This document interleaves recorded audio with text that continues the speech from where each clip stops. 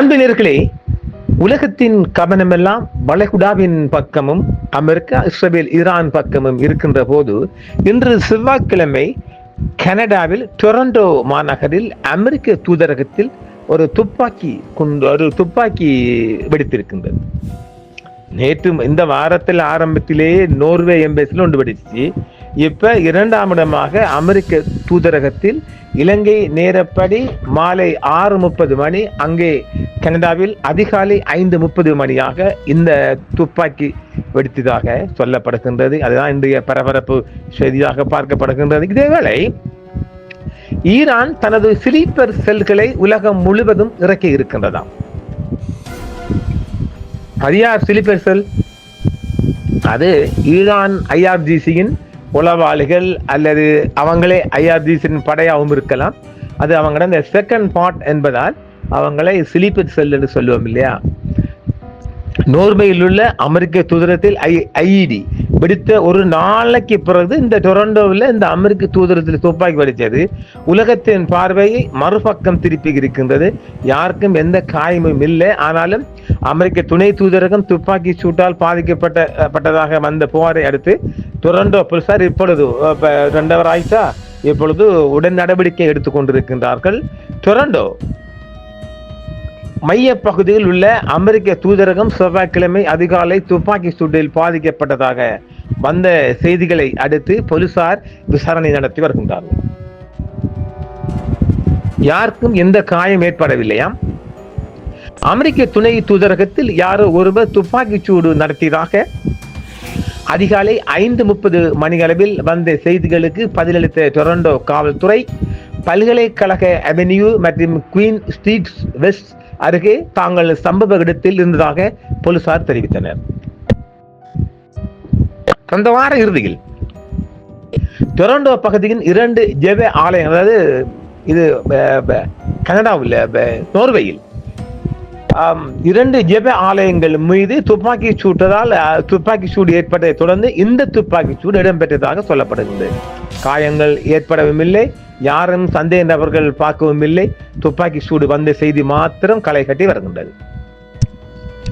டொரண்டோவில் உள்ள அமெரிக்க மற்றும் இஸ்ரேலிய தூதரகங்களில் இன்று காலை பலத்த போலீஸ் பாதுகாப்பு ஏற்படுத்தப்பட்டதாகவும் டொரண்டோ மேயர் ஒலிவியோ சோப் தெரிவிக்கின்றார். குயின்ஸ் மற்றும் டான்ஸ் வீதிகளுக்கு இடையில் தெற்கு நோக்கிய பல்கலைக்கழக அவென்யூ விசாரணைகளுக்காக முற்றுமுழுதாக குளோஸ் பண்ணப்பட்டிருக்கின்றது. இன்று அதிகாலை அமெரிக்க தூதரகம் மீது துப்பாக்கி சூடு நடத்தப்பட்டது. கடந்த ஆண்டு வார இறுதியில் ஜெப ஆலயங்களில் நடந்த துப்பாக்கி சூடுகளுக்கு பிறகு இது வருகிறது. இது நிற்க முடியாது என்று நகர சபையின் நிர்வாக குழுவிற்கான கூட்டத்திற்கு முன்னதாக செய்தியாளர்கள் சொல்றாங்க.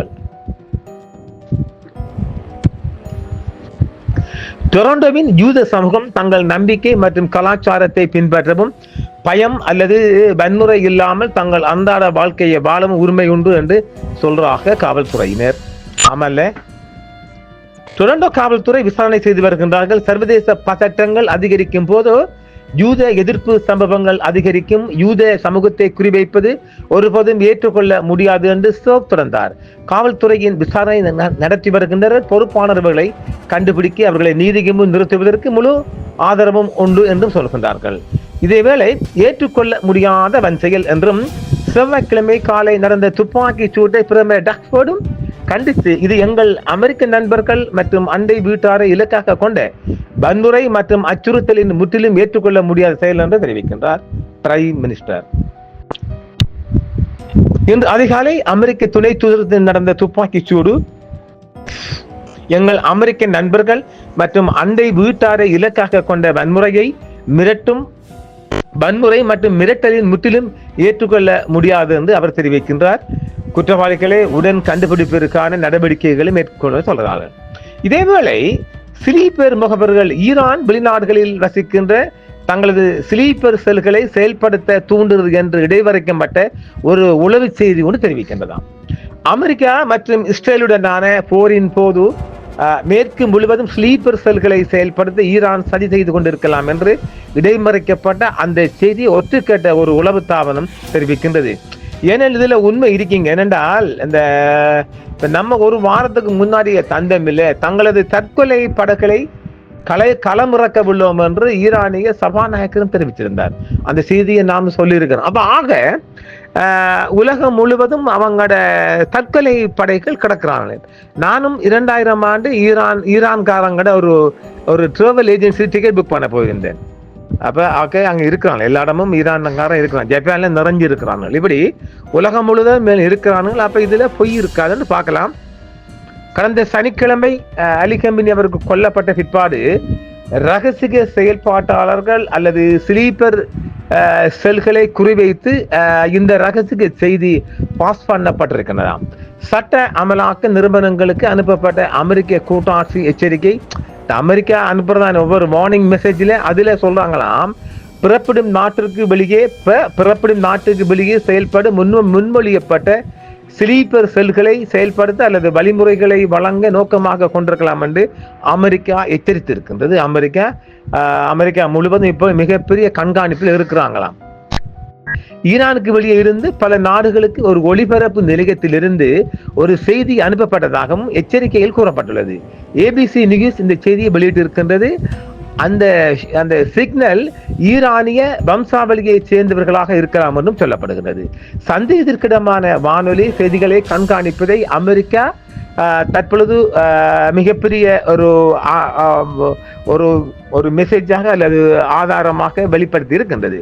உறுதியான ஆதாரங்கள் இல்லாத போதிலும் அமெரிக்க மண்ணில் பழிவாங்கும் தாக்குதலுக்கு நடத்தப்படலாம் என்று அமெரிக்க FBI அறிவித்திருக்கிறது. அமெரிக்க இஸ்ரேலிய தாக்குதல்கள் தொடங்கிய பின்னர் நாடு முழுவதும் உள்ள முக்கிய நகரங்கள் பாதுகாப்பை பலப்படுத்தி இருக்கின்றது. எப்போதாவது அமெரிக்காவில் ஒரு ஹெஸ்புல்லா குழு அல்லது ஹமாஸ் குழு வன்முறையில் வழியில் செயல்பட போகிறது என்றால் அது இப்போதுதான் என்று முன்னாள் FBI உதவி இயக்குநரான கிறிஸ் ஸ்வேகர் போர் தொடங்கிய பின்னர் தெரிவித்திருக்கின்றார். அமெரிக்கா மற்றும் இஸ்ரேலுடனான போரில் மேற்கு முழுவதும் ஸ்லீப்பர் செல்களை செயல்படுத்த ஈரான் சதி செய்து கொண்டிருக்கலாம் என்றும் அமெரிக்கா சொல்லுகிறது. ஏனெனில் அவங்களோட கேபிள் நியூஸ் ஒன்றில் இது சொல்லப்படுகிறது. ஈரானுக்கு வெளியே உள்ள பல நாடுகளுக்கு ஒரு ஒளிபரப்பு நிலையத்திலிருந்து ஒரு மெசேஜ் செய்து போயிருப்பதாக அமெரிக்கா சொல்லுகின்றது. செய்தியின் உள்ளடக்கம் நிறுவப்படவில்லை என்றும் சர்வதேச மறு ஒளிபரப்பு பண்புகளை கொண்ட ஒரு புதிய நிலையத்தின் திடீர் தோற்றம் எச்சரிக்கையை எழுப்ப வேண்டும் என்று குறிப்பில் கூறப்பட்டுள்ளது. சந்தேகத்திற்கிடமான வானொலி செய்திகளை கண்காணிப்பதை அமெரிக்கா தற்பொழுது முடுக்கிவிட்டுள்ளது. அமெரிக்க இஸ்ரேலிய தாக்குதல்கள் தொடங்கிய பின்னர் நாடு முழுவதும் உள்ள முக்கிய நகரங்களை இப்பொழுது முற்றுமுழுதாக பாதுகாப்பு கட்டுப்பாட்டுக்குள் கொண்டு வந்ததாக FBI சொல்லுகின்றது. இது ஒரு பாரதூரமான செய்தியாகவும் பார்க்கப்படுகின்றது. இது இப்பொழுது என்னென்றால் அவர்களை குண்டுவெடிப்பு காரங்களை எல்லாம் இறக்கிவிட்டானா நசலா போயிடும். அதாவது ஒரு ரேடியோ மூலமாகத்தான் இந்த செய்தி போயிருக்குன்னு சொல்றாங்க. ஒரு ரேடியோ மெசேஜ் ஊடாக, ரேடியோ மெசேஜ் வானொலியா அல்லது அவரோட வாக்கி டோக்கியான்னு சரியா சொல்லப்படலை. FBI தான் கொடுத்திருக்கு உலகம் முழுவதும். அவங்கள இப்ப இது இந்த நோர்வேயும் இப்ப டொரண்டோவை நாம் வைத்து பார்க்கின்ற போது ஈரான்காரன்ல உளவாளிகள்ல வேலையா தான் இது இருக்க மிக அதிக வாய்ப்பு இருக்குது. எனவே பார்க்கலாம், மிகப்பெரிய அதுவும் ஒரு எச்சரிக்கை. சும்மா இருக்கும் சங்கை ஊதி கெடுத்தா நாம் ஆண்டி போண்டு அவனவன் அந்த ஊர்ல நிம்மதியா வாழ்றானுகள். இவனுங்கள் தாடிக்கானோன்னு அங்கே குண்டையெல்லாம் எடுத்துட்டான்னு சொன்னா மிகப்பெரிய பிரச்சனையாகும். பாகிஸ்தான் ஈரான்காரங்களை எல்லாம் வெளியேற்கிற நிலைமை உருவாகலாம். பார்க்கலாம். இதுவும் ஒரு முக்கியமான செய்தி மக்களே கொண்டு வந்திருக்கணும். பாருங்கள், கேளுங்கள். மற்றும் ஒரு காணொளியில் சந்திப்போம் நேர்களே.